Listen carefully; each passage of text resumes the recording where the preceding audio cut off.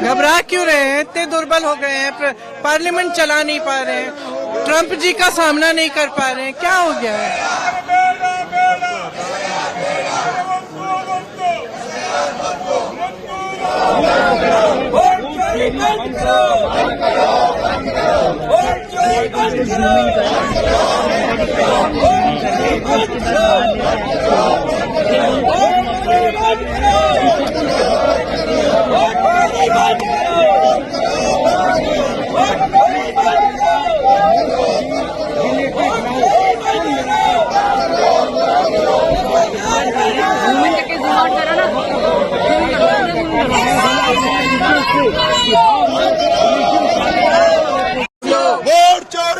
Vote चोरी बंद करो, बंद करो। वोट चोर गद्दी छोड़ कर रहे हैं, देखिए।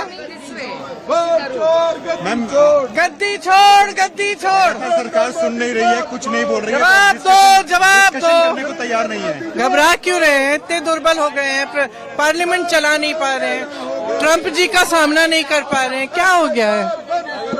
बंद करो, बंद करो। It's a very simple thing. We are only asking for a discussion. It's very easy for them to resolve within 5 minutes. They should discuss it. What is the harm? Our viewpoint will come, their viewpoint will come, it will be over. Ma'am